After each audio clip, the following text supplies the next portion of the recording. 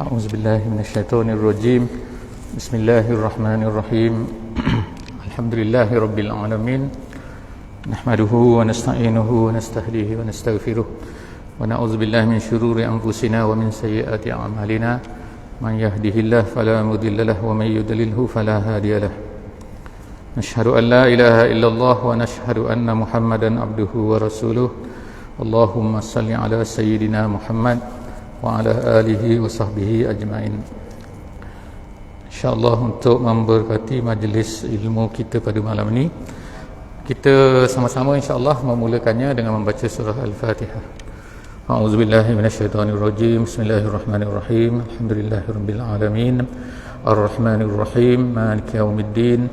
Iyyaka na'budu wa iyyaka nasta'in. Ihdinas siratal mustaqim. Siratal ladzina an'amta 'alaihim ghairil maghdubi 'alaihim waladdallin. Amin. Amin amin amin ya rabbal alamin. Alhamdulillah, syukur pada Allah Subhanahu wa taala yang saya kasihi, Tuan Imam yang dikasihi, Tuan Bilal yang dikasihi, semua ahli-ahli jemaah yang moga-moga mendapat rahmat dan juga rahim daripada Allah Subhanahu wa taala. Alhamdulillah, pada malam ini saya dapat bersama-sama kembali lagi insya-Allah dalam kuliah maghrib kita di Masjid Sultan Syarif Ali, Kampung Sengkurung, Bandar Seri Begawan pada malam ni. Alhamdulillah, setelah lebih kurang 5 bulan kita online sahaja. Alhamdulillah masih berjalan tapi secara online. Malam ni insya-Allah kita akan sambung balik sesi kuliah kita ni, dapat bersama-sama solat maghrib bersama-sama berjemaah insya-Allah. Selepas daripada ni sembahyang isyak berjemaah insya-Allah, tanamkan niat untuk solat jemaah isyak bersama-sama insya-Allah. Dan seperti biasa saya diamanahkan untuk menyambung Qisasul Anbiya minal Quran, iaitu kisah-kisah daripada kisah-kisah tentang para nabi yang disebutkan oleh Allah Subhanahu wa taala di dalam Al-Quranul Karim. Jadi dalam sesi selama 5 bulan lebih kurang ataupun 4 bulan secara online secara lebih kurang pukul 8 biasanya kita buat, masih ada lagi terlekat adalah terakam dalam Facebook tu bagi sesiapa yang nak mengikutilah jadi saya pun terpaksa merefer sebab lama dah bercuti ni, di mana nak berhenti, mana nak menyambung jadi jumpa malam ni insya-Allah. Rupa-rupanya kita telah berada di sesi kisah Nabi Musa alaihissalam, dan kita telah baca untuk mukaddimah kisah Nabi Musa ni, oleh kerana kisah Nabi Musa ni kisah yang antara yang terpanjang di dalam Al-Quran. Kisah Nabi Musa ni dia menghadapi baginda Nabi Musa alaihissalam ni bersama-sama dengan Nabi Harun. Dia menghadapi dua jenis manusia yang menentang ataupun yang susahnya yang disampaikan dakwahnya. Yang pertama sekali adalah Firaun, iaitu orang besar. Bersama-sama dengan Firaun ni ada Haman dan juga ada Korun. Ada dua jenis pula tu. Jadi Firaun tu kepala dia ada dua kaki tangan dia, orang besar juga, iaitu sebelah kanannya kita kata Haman, iaitu pembesar lah. Yang keduanya Korun, iaitu orang kaya. Satunya dari segi ekonomi, kuasa ekonomi, iaitu Korun. Yang keduanya ialah Haman. Maknanya dari segi masyarakat semua tu di bawah Haman. Firaun tu jadi ketua, konon-konon dia jadi Tuhan. Ana rabbukumul a'la, kata Firaun. Jadi tak adalah dalam dunia ni yang paling jahat sekali kalau dalam Quran ialah Firaun. Tidak ada yang mengaku Tuhan kecuali Firaun. Namrud pun kalah, Iblis pun kalah dengan Firaun ni. Itu power dia. Kemudian kelompok yang kedua yang Nabi Musa hadapi ni ialah Bani Israel, kaum dia sendiri. Jadi maknanya dari sebelah atas pun Nabi Musa terpaksa baiki, dan yang sebelah bawah pun, iaitu Bani Israel. Jadi itulah kisah kesusahan yang dihadapi oleh Nabi Musa dalam hidup dia. Jadi oleh kerana itu dalam Quran ni sangat banyak cerita tentang Nabi Musa. Jadi kita telah pilih surah Al-Qasas sebagai permulaan. Kita tengok, kita akan baca insya-Allah, tak semua surah Al-Qasas ni, kita akan baca kisah permulaan hidup Nabi Musa sebagaimana yang diceritakan dalam Al-Quran, dan kemudian kita tengok bagaimanalah kisah sehinggalah dia bertemu dengan Firaun. Dia lari dan juga bertemu dengan Firaun. Malam ni insya-Allah kita sampai kepada kisah Nabi Musa telah sampai ke Madian, dia panggil Madian. Setelah daripada dia lari daripada istana Firaun, kerana dia telah membunuh.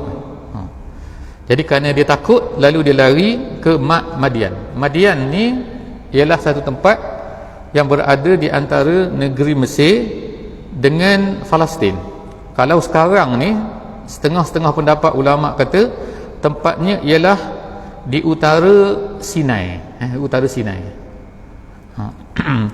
Jadi perjalanan daripada situ, daripada Madian ni nak sampai ke Mesir ni, Kairo lah sekarang ni, kalau berjalan kaki lebih kurang je naik unta, lebih kurangnya 7 hari, 5 hingga 7 hari dulu. Sekarang ni sekejap je sekarang ni naik kereta, kalau naik kapal terbang lagi laju. Jadi Nabi Musa ni dia menuju ke situ, dia tak tahu sebenarnya, tetapi ada setengah ulama kata dia memang menuju ke hala ke situ kerana itu perjalanan biasa tempat orang. Dan Madian ini, Nabi Musa dia pergi ke situ dan dia gembira bila sampai ke situ kerana dia tahu bahawa Madian ni ialah tempat datuk nenek dia dulu. Madian ni tempat datuk nenek dia dulu, maksudnya dulu bangsa Bani Israel ni berasal daripada Madian, iaitu ketika Nabi Yaqub alaihissalam. Nabi Yaqub ni berasal di Madian. Nabi Yaqub anak kepada Nabi Ishaq, Nabi Ishaq anak kepada Nabi Ibrahim. Nabi Ibrahim ni tinggal di Palestin, di satu tempat nama dia sekarang ni dipanggil Khalil ataupun Hebron. Jadi Nabi Yaqub ni cucu kepada Nabi Ibrahim. Dia telah lari meninggalkan Palestin dan ditinggal di Madian. Daripada situ dia bersama dengan anak-anak dia, termasuk Nabi Yusuf dan juga Benyamin. Daripada situlah, selepas daripada Nabi Yusuf ni menjadi menteri di Mesir, maka dia telah bersama-sama bawa ayah dia, mak dia, adik-beradik dia semua yang seramai 12 orang tu untuk tinggal semuanya di Mesir. Daripada situlah maka beranak pinak, ramai lahirlah Bani Israel. Bani Israel artinya ialah anak-anak Nabi Yaqub, Bani Israel. Jadi di situlah lahirnya Nabi Musa. Jadi Nabi Musa ni selepas daripada dia telah membunuh, bukan dia nak bunuh, tapi tertumbuk, menumbuk orang Kibti. Orang Kibti ni ialah bangsa Firaun. Jadi akhirnya dia lari menuju ke Madian. Jadi sampailah ke Madian yang kita cerita hari itu, iaitu walamma warada ma'a Madyana wajada alaihi ummatan minan nasi yasqun. Dia tengok orang sedang memberi minum air kepada binatang.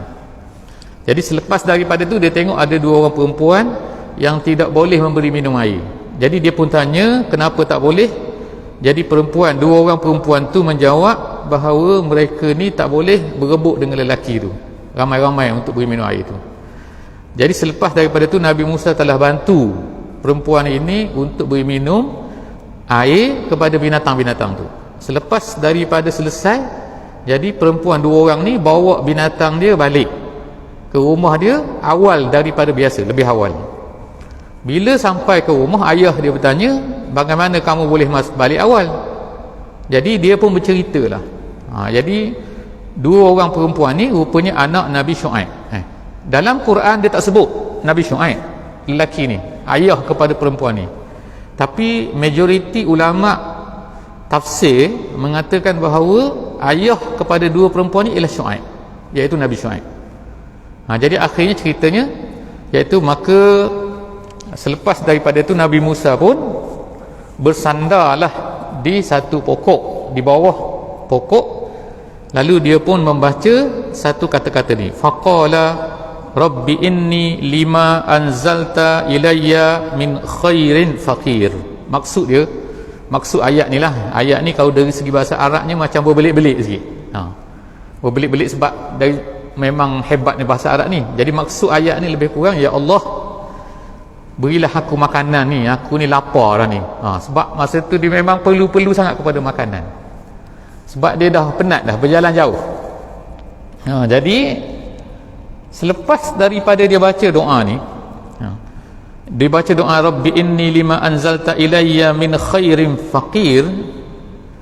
Dulu saya ingat lagi dulu, ada orang ni apa ni, masa saya muda-muda dulu lah, sekarang muda lagi kan, ada orang ajar ke saya, masa tu tak kahwin lagi.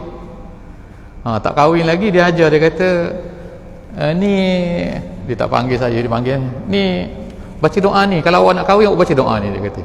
Ni dia kata, ni jadi kita kepada orang muda-muda lah yang tak kahwin lagi. Awak kahwin dah awak? Tak lagi, boleh baca doa ni. Iaitu doa ni, rabbi inni lima anzalta ilayya min khairin fakir. Ya Tuhan, dia kata, tolonglah beri kepada aku ni sangat berhajat kepada makanan. Khairin tu maknanya makanan, maknanya khairin tu. Jadi tiba-tiba habis ayat ni, kalau kita baca ni ayat 24 ni, awak ingat ayat 24 ni soal Qasas ni.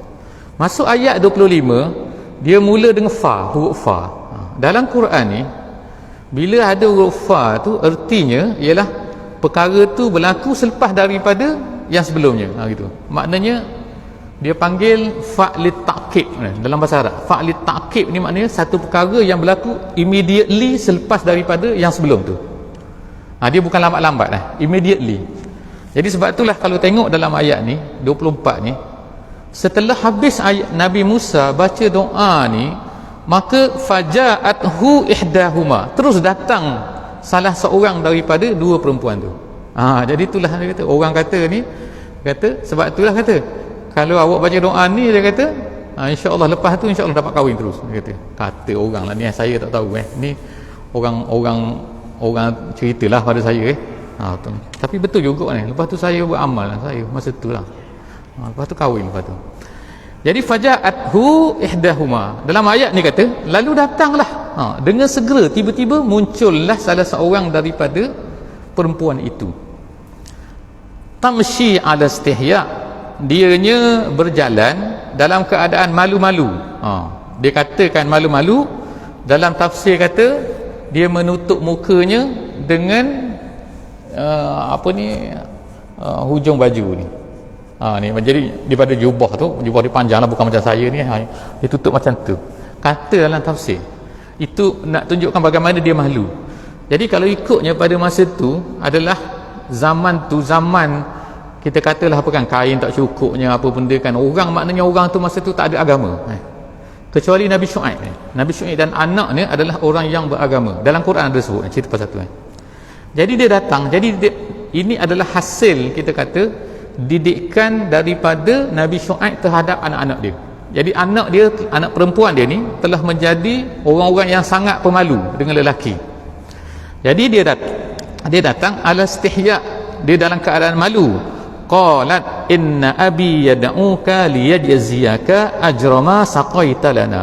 Perempuan tu berkata, dia kata sesungguhnya ayah aku mengajak kamu untuk membalas atas apa yang telah kamu buat, iaitu kamu ni telah tolong beri minum kepada binatang kami. Falamma ja'ahu, jadi selepas ceritanya teruslah Nabi Musa ni pun datanglah kepada Nabi Syuaib, ikut pun. Jadi kalau ikut asalnya dalam cerita, dalam tafsir dia kata ialah sepatutnya perempuan tu tahu jalan, jadi perempuan itulah berjalan di depan. Tapi Nabi Musa tidak. Nabi Musa beritahu awak berjalan di belakang, aku berjalan di depan. Macam mana aku berjalan di depan sedang aku tak tahu jalan? Jadi dia kata, menurut dalam tafsir dia kata ialah Nabi Musa memberitahu kepada perempuan tu, aku berjalan depan dan kau tunjukkan jalan dengan lontar batu, dia kata. Jadi ambil batu kelikir tu, tunjuk petang tu. Situ lalu kemudian baling lagi batu. Ni balik sana jalan. Itu lalu macam tu. Maknanya dia cerita ulama-ulama sebut nak menunjukkan bahawa Nabi Musa ni nak jaga diri dia sampai sehingga kan makna dia tak nak berjalan di belakang perempuan. Sebab apa? Ulama kata kalau berjalan di belakang perempuan ertinya maknanya kena melihat perempuan. Jadi bila lihat perempuan ni berjalan belakang maknanya dia akan boleh bawa fitnah nanti. Tengok kan macam-macam lah, tengok kan, tengok berjalan di belakang, tengok nanti kan, lawa juga dia ni, contoh macam-macam lah kan, dah tengok perempuan daripada belakang kan. Jadi dia nak ceritanya sampai macam tu Nabi Musa ni berjalan di depan. Tu cerita dia. Qala inna abi yad'uka liyajzika, kemudian falamma ja'ahu, apabila datanglah Nabi Musa itu kepada Nabi Syuaib, wa qassa alaihil qasasa, lalu dia pun berceritalah tentang cerita yang telah berlaku. Jadi kisah ni bagaimana dia boleh percaya?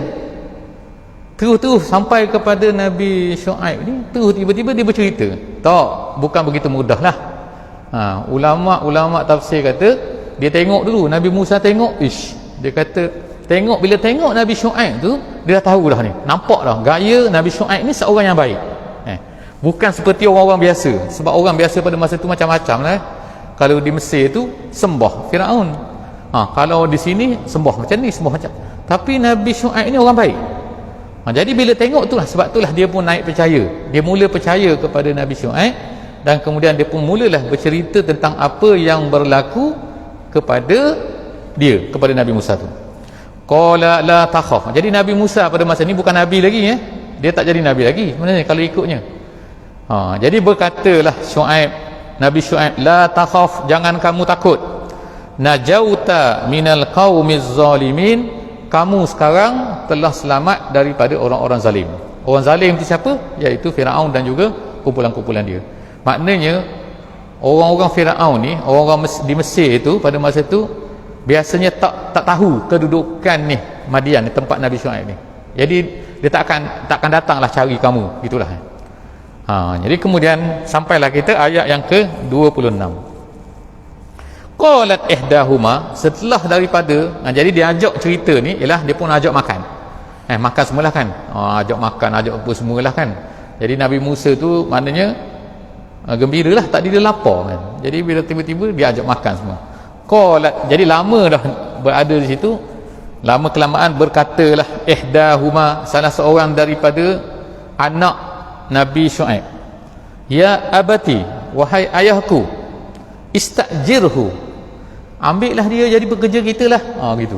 Jadi anak dia, dua orang anak ni kalau ikutnya tak logik lah. Kenapa dia pula terpaksa pergi, dua orang anak ni terpaksa pergi jaga kambing. Jaga kambing ni artinya setiap hari tu ambil bawa kambing tu keluar pergi makan kambing tu, kemudian bagi minum kambing tu, kemudian petang barulah balik. Sepatutnya kerja tu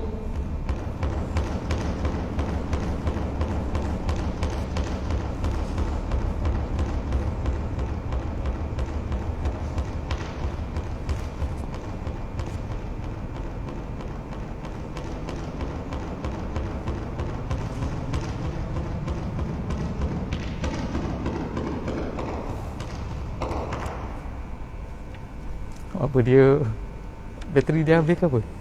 Habis. Bateri tu macam tu ya, timbak-timbak ya. Kita mana ya, timbak-timbak ilek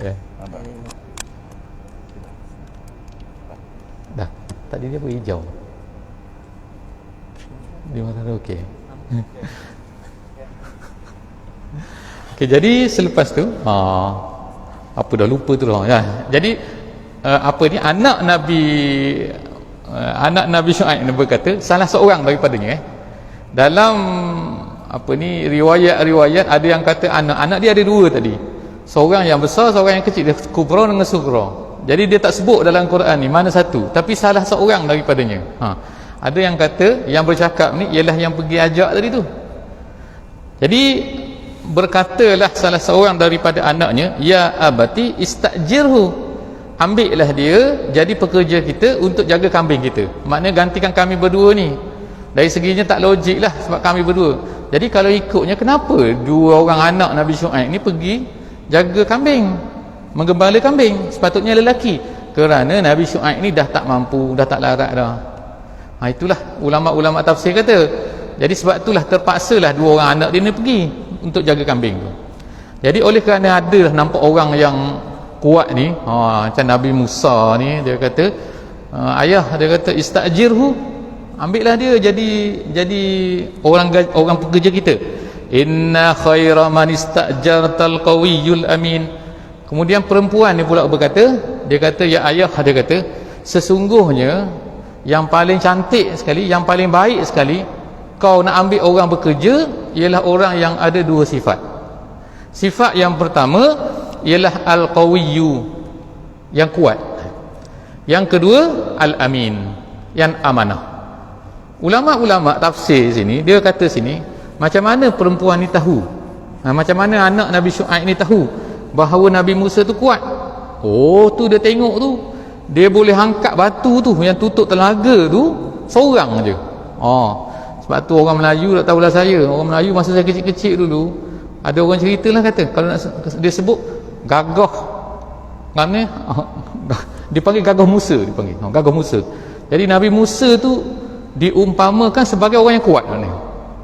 Kalau ikut cerita dia, masa dia nak beri minum air tu, dia ada telaga tu ditutup dengan batu.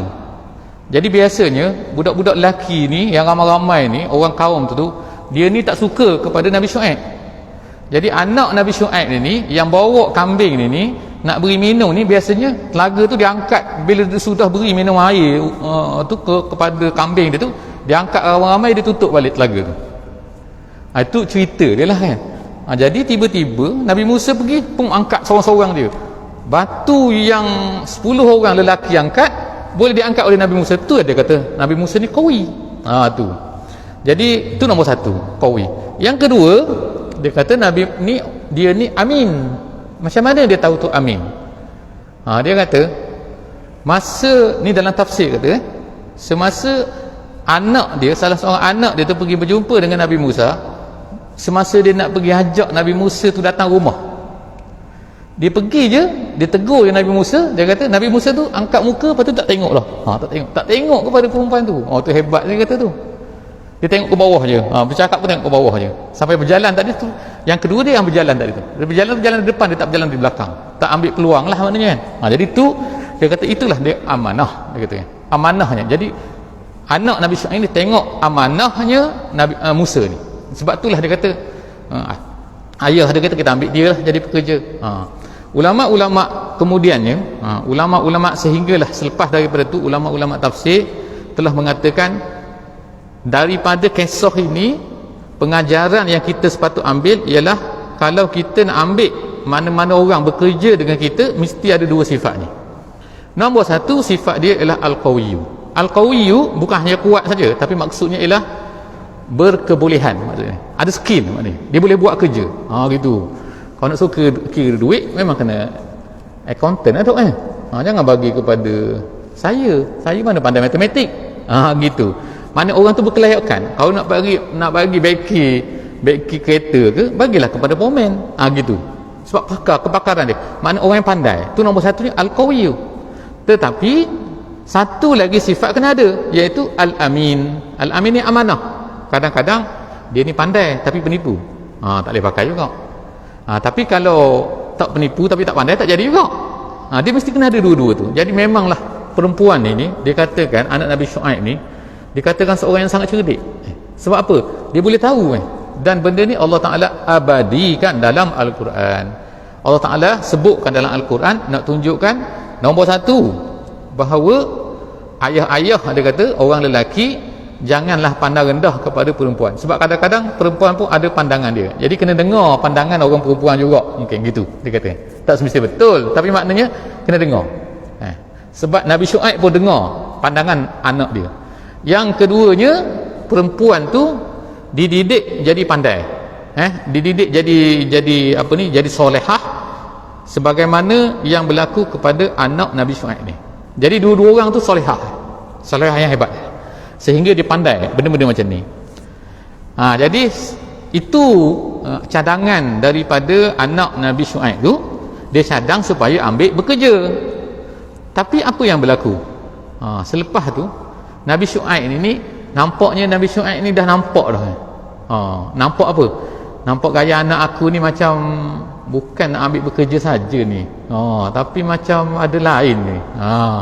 Jadi ni pun dia kata, ulama tafsir kata, anak ayah-ayah pun kena pandai juga, kata anak-anak dalam ni dia ceritalah, anak-anak boleh untuk memberi hin kepada ayah dia kalau dia minat kepada mana-mana lelaki yang baik. Gitu ni untuk orang ni lah muslimat kalau ada muslimat belakang ataupun muslimat dalam ni. Maknanya dia boleh bagi cadangan, dan cadangan dia tu janganlah nampak sangat kan, aku nak menikah dengan orang tu zaman sekarang kan terlalu moden sangat kan. Lepas tu pilihan budak-budak sekarang ni kadang-kadang mengarut-ngarut juga kan, perempuan tu ni sesolehah ni cerita. Jadi dia kata Nabi Syuaib kepada Nabi Musa, qala inni uridu an unkihaka. Hai Musa, dia kata aku nak menikahkan awak. Pula lah. Jadi maknanya perempuan tadi cadangan suruh ambil jadi pekerja, bukan nak menikah. Tak, Nabi Syuaib dah faham dah, dia kata ni memang nak ni. Jadi okeylah macam ni dia kata, inni, kata Nabi Musa, aku nak menikahkan unkihaka bi ihda banatayya, dengan salah seorang daripada anak perempuanku. Hataini ala an ta'jurani samaniyah hijaj, dengan belanja mahar dia ialah kamu bekerja untuk aku selama 8 hijaj. Hijaj ni maknanya tahun, maknanya samaniyah sinin, 8 tahun. Jadi kalau kita tengok sini maknanya lama juga tu bekerja 8 tahun.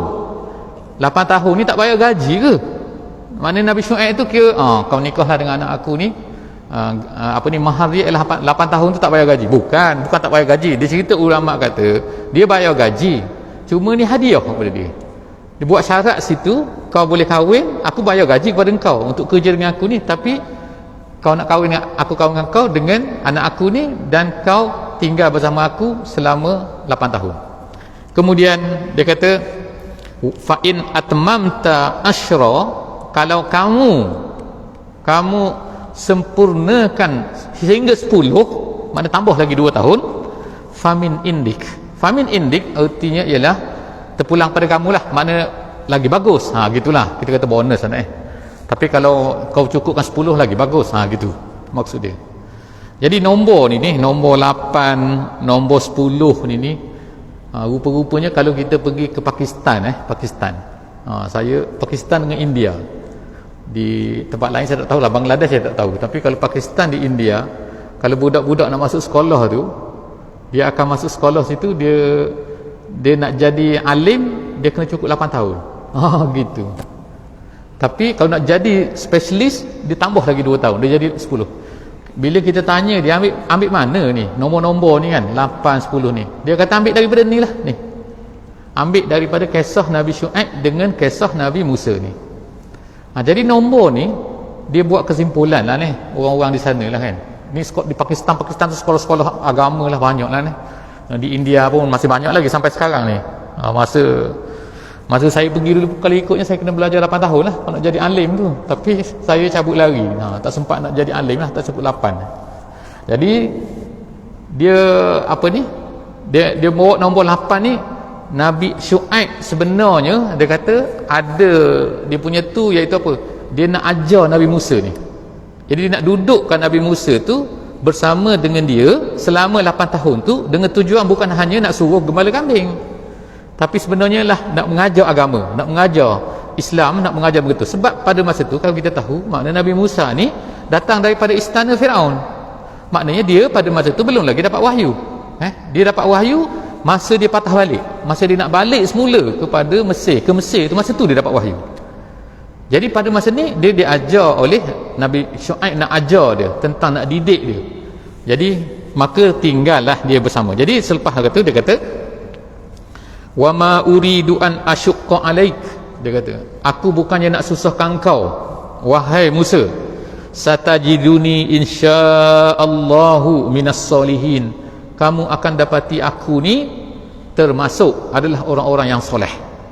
Itulah dia kata, maknanya memang betul. Dia bukan aku nak, bukan maknanya bukan ada sebab-sebab lain nak buat penyakit, nak cari pasal, nak membebankan Nabi Musa ke, tahu. Tapi dia sebenarnya dia kata adalah dia nak ajar benda, sebenarnya ada benda dia nak ajar ni. Rupanya betul lah dia nak ajar, sehinggalah Nabi Musa selepas daripada tu duduk bersama, tinggal bersama dengan Nabi Syuaib, dan dia telah mendapat banyak benda-benda. Yang kalau kita kata duduk macam mengaji lah, duduk mengaji situ selama 8 tahun. Bukan duduk cara bela kambing je. Kemudian qala zalika baini wa bainak, kata Nabi Musa, ini adalah antara aku dan kau, ini adalah janji antara aku dan kau, dia kata, iaitu apa? 8, kalau aku nak tambah 10, aku tambah 10.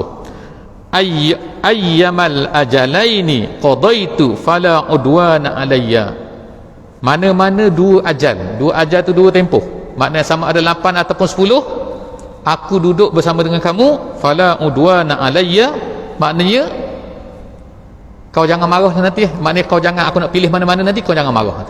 Gitu. Kemudian wallahu ala ma naqulu wakil, dan Allah Ta'ala menjadi penjaga, maknanya menjadi saksi kepada apa yang telah kita buat janji ni. Akhirnya dia pun berjanjilah. Jadi ringkas ceritanya sampai kepada ayat yang ke-29. Ayat yang ke-29 tadi ayat yang ke-28. Ni kita masuk muka surat barulah dalam Quran ni, muka surat 389. Muka surat 389 ayat yang ke-29 daripada surah Al-Qasas. Habis dah 10 tahun. Maknanya daripada ayat 28 tu sampai ayat 29, 10 tahun dah habis. Falamma, Allah Ta'ala berkata, falamma qada Musal ajala, selepas daripada apabila selesailah Musa ini menamatkan tempoh masanya. Tempoh masa ni menurut kata Ibnu Abbas ialah 10. Ada orang kata 8, tak. Dia kata menurut hadis riwayat Bukhari, dia kata bahawa Nabi Musa telah menamatkan 10 tahun. Wasara bi ahlihi, lalu dia pun minta izin lah dengan Nabi Syuaib, aku nak pergi. Dia terasa rindu kepada ayah dan juga ayah angkat dia, adik-beradik angkat dia, mak sebenar dia dan kakak dia, nama Maryam, mak sebenar dia nama Aminah yang berada di negeri Mesir tu. Jadi orang tak tahu dah ni, dia ni hilang dah 8 tahun, 10 tahun. Jadi kalau ikut tempohnya 10 tahun ni orang dah lupa dah. Jadi kira macam tu maknanya. Jadi kalau orang dah hilang, dah kata seorang tu hilang daripada sengkurung, kita dah hilang, tak tahu ke mana dah, kata bila sampai 10 tahun tu biasa orang lupa dah. Jadi agak-agak macam tu dah maknanya kalau ikut kiraan yang ada dalam Quran ni. Maka Nabi Musa pun bermulalah, dia pun rasa rindu, dia nak balik lah semula. Jadi dia minta izin kepada Nabi Syuaib, dia pun bawa lah anak Nabi Syuaib ni, isteri dia tu, wasara bi ahlihi. Ada yang kata dia ada anak, ada yang kata tak tahulah, tapi dia bawa juga kambing-kambing dia. Lalu berjalanlah dia. Cerita dalam kisah Al-Qasas ni, surah Al-Qasas ni, dia cerita cara ringkas. Maknanya dia pun berjalan, lalu sampai di tengah padang pasir. Jadi kalau kita tengok dalam peta lah sekarang ni, di antara Madian tu, Madian ni yang kita kata utara Sinai. Utara Sinai sebelah timur, makna dekat dengan Laut Merah. Yang sebelah dengan Arab Saudi, dekat dengan Arab Saudi tu. Jadi bila situ dia kata, dia pun berjalan nak pergi balik ke negeri Mesir, terpaksa melalui padang pasir. Jadi kalau kita lah sekarang ni kan, kita sekarang kalau kita melalui kawasan tu, memang kawasan tu memang padang pasir batu, tu saja kawasan tu. Dia tak ada orang tinggal pun, ada orang Badui je sikit-sikit yang tinggal di tengah-tengah tu. Dipanggil padang pasir Sinai panggil. Jadi dia pun berjalan lah, Nabi Musa berjalan menuju ke negeri Mesir. Pada masa tu dia katakan musim sejuk, dan Nabi Musa ni bila waktu malam dia tiba-tiba sesat, dia tak tahu jalan mana betul. Nak mana jalannya? Jadi dia nak menyalakan api, api tak nyala, susah dia kata. Lepas tu tiba-tiba sampailah kepada ayat ni, cerita anasa min janibit turi nara. Tiba-tiba dia anasa ni maknanya dia nampak daripada jauh, itu makna anasa. tengok dia nampak berkelip-kelip daripada jauh macam api, ada api. Jadi daripada sebelah bukit dia kata nara, dia tengok api. Qala li ahlihi, lalu Nabi Musa berkata kepada keluarga dia, dia kata umkusu, dia kata tinggal di sini, duduk sini. Inni anastu nara, aku lihat api daripada jauh. La'alli atikum minha bi khabarin, mungkin dia kata moga-moga aku akan dapat jumpa orang di sana tu dan dia akan beritahu kepada aku, beritahu kepada kami semua ni, kita semua di mana jalan betul. Takut kita ni sesat jalan. Jadi kita tak tahu. Au jazwatin minan nar, ataupun dia kata kemungkinan juga nanti kalau dia tak boleh beritahu pun, at least paling kurangnya aku boleh ambil api daripada dia supaya kita ni boleh buat panaskan badan dan sebagainya lah musim sejuk tu. Lalu la'allakum tastalun, moga-moga kita akan dapat buat berpanas, memanaskan badan lah sebab pada waktu malam ni. Falamma ataha, jadi pada masa ni lah sampai ceritanya ialah, iaitu cerita Nabi Musa ni nak dapat wahyu daripada Allah Subhanahu Wa Taala. Jadi pada ni lah kita nak kata, bukan kita kata bertemu dengan Allah tetapi Allah Ta'ala nak jumpa dengan dia. Falamma ataha, apabila Nabi Musa pun berjalan dah, dia berjalan, dia lari ni, dia tinggalkan family dia sini, kemudian dia berjalan pergi kepada api tu. Falamma ataha, bila Nabi Musa itu telah sampai kepada api tu, nudiya min syati'il wadil aiman, tiba-tiba terdengar satu suara daripada syati'. Syati' tu tepi, maknanya tepi wadi, wadi tu lembah, kemudian tu al-aiman makna kanan, makna kanan sebelah sini, kanan Nabi Musa, dia kata dalam tafsir kata. Jadi makna ada lembah depan tu, Nabi Musa sampai situ, ada lembah tu makna tanah rendah sikit tu, kemudian sebelah ni ada bukit, sebelah ni ada bukit, kemudian sampai situ tiba-tiba datang suara daripada sebelah sini, gitu betul. Iaitu apa? Dia kata fil buqatil mubarakah minasy syajarah, daripada tempat yang suci, dan tempat tu daripada satu pokok, ada pokok situ. Pokok apa situ? Macam-macam ulama kata ni. Ada yang kata pokok ni ialah pokok apa, anggur. Ada yang kata pokok ni pokok raspberry. Pokok apa? Panggil raspberry tak, panggil tak? Orang Melayu panggil apa tak tahu? Raspberry. Kalau bahasa Melayu, Arab dia panggil botut. Kecil-kecil tu biji dia, raspberry ada yang kata satu pokok yang rimbun tu pokok padang pasir. Wallahu a'lam bissawab, kita tak tahulah pokok apa tapi satu pokok dia tu, bukannya pokok tu bercakap. Jangan salah kata pokok tu bercakap, tapi datang dari arah pokok tu suara tu. Jadi dia kata suara tu ialah dia berkata, ya Musa, ya Musa, inni anallah, akulah Allah, Rabbul alamin, Tuhan sekalian alam. Jadi inilah pertama kali maknanya dia dapat